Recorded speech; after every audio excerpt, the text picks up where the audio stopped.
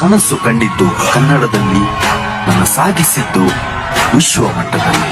Voice ನಲ್ಲಿ base ಇದೆ, acting ನಲ್ಲಿ ಕ್ರೇಜ್ ಇದೆ, ಆಟಿಟ್ಯೂಡ್ ನಲ್ಲಿದೆ ಗತ್ತು ಗಮ್ಮತ್ತು. ಯಾವತ್ತಿದ್ರೂ ಅಭಿಮಾನಿಗಳ ಪಾಲಿಗೆ ಇವರೇ ಸ್ವತ್ತು. ಹುಲಿ ಸೈಲೆಂಟ್ ಆಗಿದೆ ಅಂತ ಮಾತ್ರಕ್ಕೆ ಸುಸ್ತಾಗಿದೆ ಅಂತ ಅರ್ಥ ಅಲ್ಲ, ಬೇಟೆ ಆಡಕ್ಕೆ ರೆಡಿಯಾಗಿದೆ ಅಂತ. ಜನರೇಷನ್ಗಳು ಚೇಂಜ್ ಆದ್ರೂ ಇವರ ಸಿನಿಮಾಗಳ ಸೆಲೆಬ್ರೇಷನ್ ಯಾವತ್ತೂ ಚೇಂಜ್ ಆಗಿಲ್ಲ. ಕನ್ನಡ ಚಿತ್ರವನ್ನ ಇಡೀ ದೇಶವೇ ಕೊಂಡಾಡುವಂತೆ ಮಾಡಿದ ಗೋಲ್ಡನ್ ಲೆಗ್ ನಮ್ಮ ಕಿಚ್ಚ.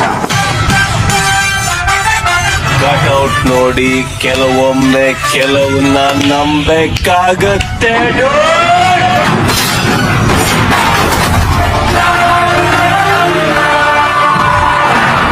ಚಿತ್ರರಂಗದಲ್ಲಿ 30 ವರ್ಷಗಳನ್ನ ಪೂರೈಸಿರುವುದರಿಂದ ಇದು ನಮ್ಮೆಲ್ಲರ ಪಾಲಿಗೆ ಬರೀ ಉತ್ಸವ ಅಲ್ಲ, ಕಿಚ್ಚೋತ್ಸವ.